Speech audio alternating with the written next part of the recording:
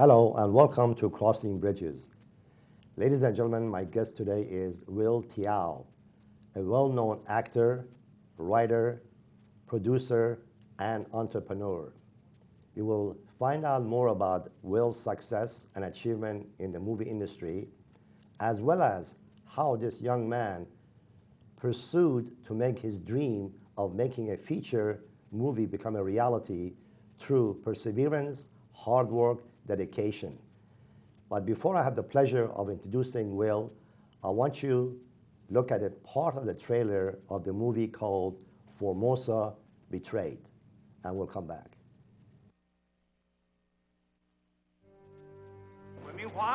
Yes. They killed him because of his work. Apparently, he was a very outspoken critic of the current government in Taiwan. This is what they're teaching these days? Not your run-of-the-mill course study. They're in Taipei. We are being allowed one emissary to observe and possibly assist in their investigation.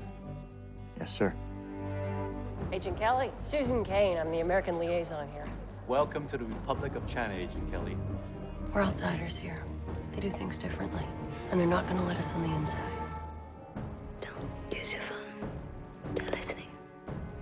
He had 30 guys between him and the door, and they shot him. Can't do this! It's their show. How am I supposed to assist if they're killing the suspects? The suspects are no longer your suspects. I'm telling you, something bigger's going on here. The Taiwanese government had Win murdered. What did you just tell me? Jake! Jake! You start telling me what is going on right now, or I am not gonna be able to protect you. The Chinese say we are their brothers. But if we are brothers, why do they treat us like this?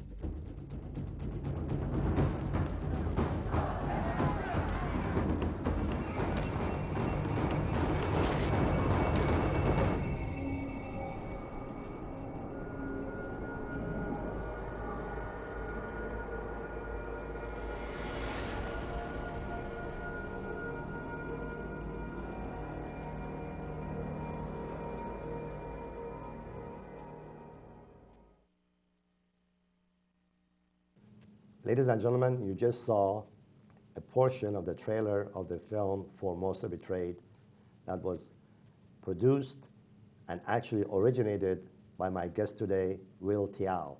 At this time, it is my pleasure to welcome Will to my show. Will, good morning and welcome to the show. Thank you, Nat, for having me on. It's a pleasure to have you. The last time I had the pleasure of having you on the show was 6 years ago when you were pursuing your dream of making this film become a reality. And since then, not only your dream has become a reality, but the film has been very successful.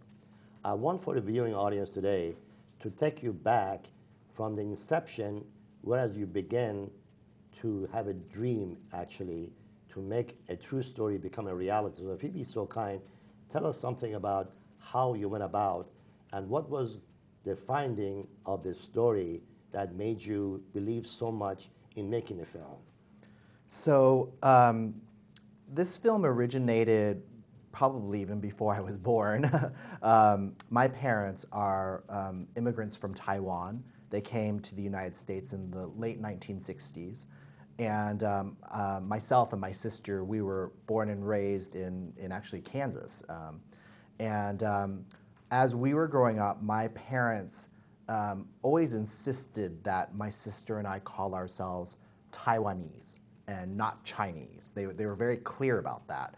And we were American. We didn't know the difference between Taiwanese or Chinese or what, growing up in Kansas, it was mostly like we were Asian or we were not, But as I grew older, I began to realize why my parents were so insistent on calling themselves Taiwanese. I found out that they had really left Taiwan to escape political persecution. And my parents actually, my father specifically, was blacklisted and not allowed to go back to Taiwan, mostly precisely because he called himself Taiwanese. And at the time, that was actually an illegal term in Taiwan. You had to call yourself Chinese. And there were governmental and political and historical reasons for that. And they were not reasons I really truly understood, obviously, growing up. But as I got older, I began to become more interested in this story, and I started I myself became an international relations major. I got a bachelor's and a master's in international relations, and I began to study the reasons and the historical factors behind why Taiwan is the way it is. And I began to realize it was a very complex and very little understood history about Taiwan. And I thought that there was a story there that needed to be told for a wider audience. And I thought it could be very cinematic. You know, I thought that there had never been a movie about the political situation that exists on Taiwan, and it's a situation that occurs not only in the internal dynamics in Taiwan, but also because of the American role, the U.S. role, as well as the role of the People's Republic of China, also known as mainland China or China, you know, as most people know it. And like I said, it was a very complicated history, and so I began to research. I had known through my parents the reason my father was blacklisted was because while we were growing up he was a professor at Kansas State University. And while he was at Kansas State, he was actually spied upon by other students there. And those students were reporting back to the government in Taiwan about not only my father's activities, but everybody's activities on campus. And in a couple of very high-profile cases, the spying on these campuses led to actual imprisonment, torture, and in a couple high-profile cases, there were murders. And so I began to research the actual murders that took place, and two specific murders that happened. One of a professor from Carnegie Mellon University named Chen Wen-chen, who actually was very active on his campus with regards to Taiwan issues, and then went back to Taiwan, and then with his one-year-old son, and basically was imprisoned there by the police, shown tapes of what he had said in Pittsburgh, and eventually was found dead on the steps of Taiwan National University, which is kind of like Taiwan's premier university. And to this day, that case is still technically unresolved, but there's been many books and articles written about what many people think happened. Another very famous case actually took place on U.S. soil. This was of a journalist named Henry Liu, a Chinese journalist, who had written a book critical of the leader of Taiwan at that time. His name was Zhang Jingguo, who he was the son of Chiang Kai-shek, the general who was basically lost the civil war on China and brought his troops to Taiwan under the nationalist or KMT, Kuomintang Guard. And he was actually murdered in his house in Daly City, California. And taking these murders and various other stories we had heard during this period of Taiwan, which is known, it's a period of martial law in Taiwan known as the White Terror period. It's a period of almost 40 years of martial law, so actually the longest period of martial law in the world. And basically, we started to put together these stories, and I came up with a concept about telling it through the eyes of an American FBI agent who's investigating the murder of a Taiwanese professor, and it turns out the professor has been spied upon by his students. The students are being hired by the government in Taiwan of the time. And after the FBI detective goes to Taiwan to chase the killers, he finds out that the killers are actually Chinese mobsters hired by the government to kill political dissidents in the United States. That basically the conspiracy goes to the top of the government in Taiwan, and that the U.S. government knows about it but doesn't want to do anything because of the U.S.-Taiwan-China relationship. And it's a way, it was a murder mystery that we turned into a political thriller. And yeah, we watched a lot of movies from like the 1970s, like 3 Days of the Condor or Missing, Battle of Algiers. We just watched a lot of classic kind of political thrillers. We started to piece together different, piece together a story. I basically went out and, I hired a writer and got a director, and we started to shape the story. And then I started to go out and to primarily at first the Taiwanese community to kind of pitch them the story and say, hey, you know, there's never really been a movie about Taiwan, and this is an opportunity for us to say something or to do something that would kind of put a spotlight on this issue. And without doing it in a didactic, you know, way, I mean, you know, there have been a number of documentaries on these subjects, Right. but nobody had done a feature film. And I thought this was, like I said, an opportunity to do that. But it was a big project, right? I mean, this was sure. a big scale project. It was set in the early 80s, so it's a period piece. It's, you know, it was shot, you know, we intended to shoot in the United States and in Asia. Taiwan specifically is what we had planned to shoot. And needed to make both look like the periods. And, you know, it was a big idea. Right. It wasn't something we thought, you know, we knew wasn't going to be easy, and we knew it was going to take a lot of hard work.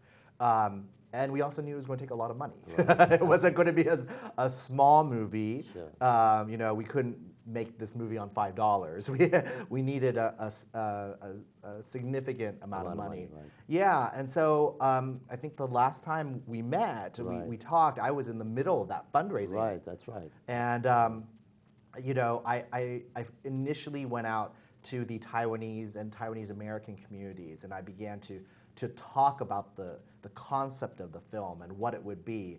And for a lot of Taiwanese, of course, many of them, especially the ones I spoke with, were very much the victims of the suppression that Right. happened in Taiwan during that time. And so obviously it was a story they understood. For many of them, it was their own personal story.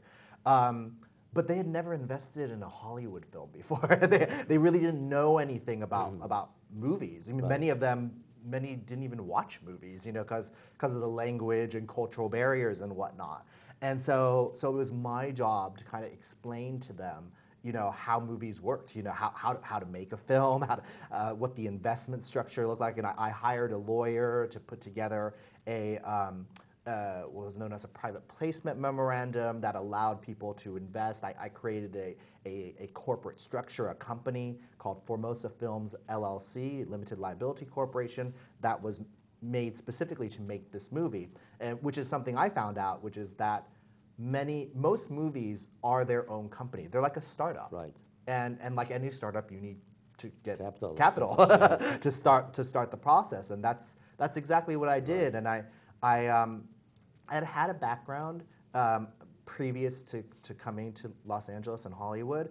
I had worked in basically in politics for about 10 years, and I had worked both under the Clinton administration as well as under the George W. Bush administration. So I had kind of I'd been a student of politics for a very long time, and saw kind of how those both parties kind of how they raised financing, did fundraising, and I modeled my own kind of fundraising apparatus in a very similar way.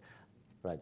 I am really proud of you, first of all, because I've had a lot of guests on my show, and when I had the pleasure of meeting you, I could see your dynamicism, your persuasion of talking to people as you were talking today, which is really essence of people believing in you.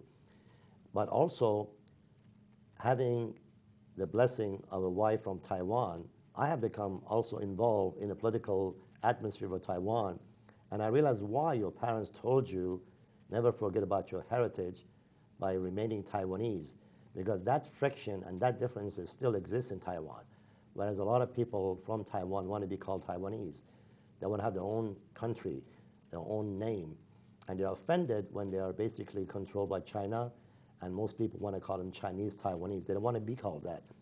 Not only your parents are very proud of you for what you did by showing them, Dad, Mom, here is my voice, here's your voice through this picture, but also it's a small world because my stepson just graduated from Carnegie Mellon. Oh, wow. Whereas that professor was killed from that. Right.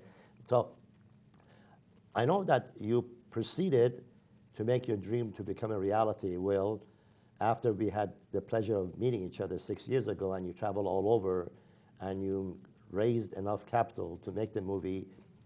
Then the movie was shown in a number of places, because the essence of making a movie is to be seen by people, to be rewarded by receiving accolades not only you did receive accolades, millions of people saw the movie, but also you won a number of awards. So could you please expand about those? Sure, absolutely. So we ended up raising the capital for the film, and we were able to shoot the film in 2008, and we ended up shooting in Chicago, and then we ended up not being able to shoot in Taiwan for a number of reasons, both political and economic, and so we ended up shooting in Thailand instead.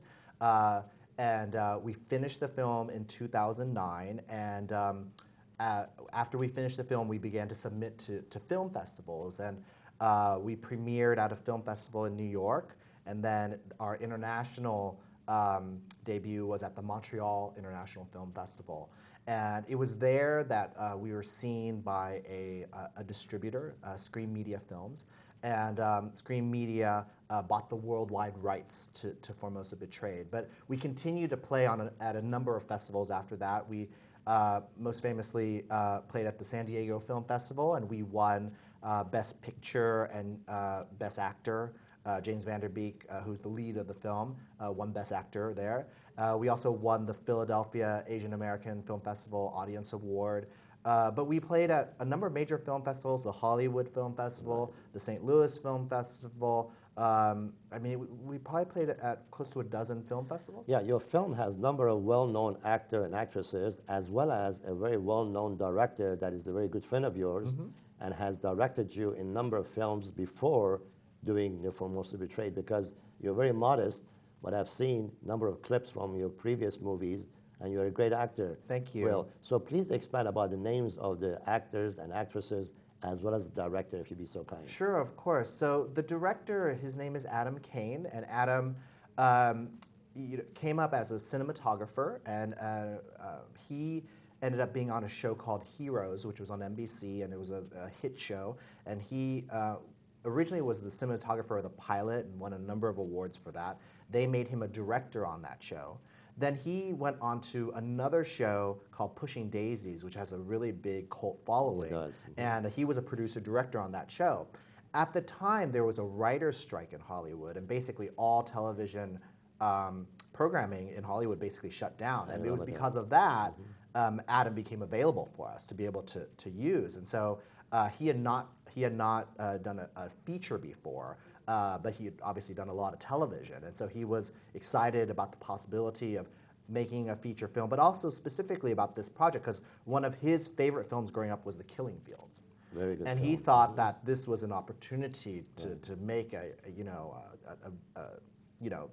inspired by film like that. So he was our director, and then James Van Der Beek was our lead actor. And that was a whole process, getting our lead. We had gone through a number of kind of A-list actors that we spoke with, we made offers to, and for one reason or another didn't work out, and we ended up having auditions, and James actually came in and auditioned for us, which a lot of people are surprised about, because he's a pretty well-known actor. He made his name on a show called Dawson's Creek, right? And then from there has gone on, did movies like The Rules of Attraction and in Varsity Blues, and some pretty big movies, and so had a name for himself, and so he was our lead.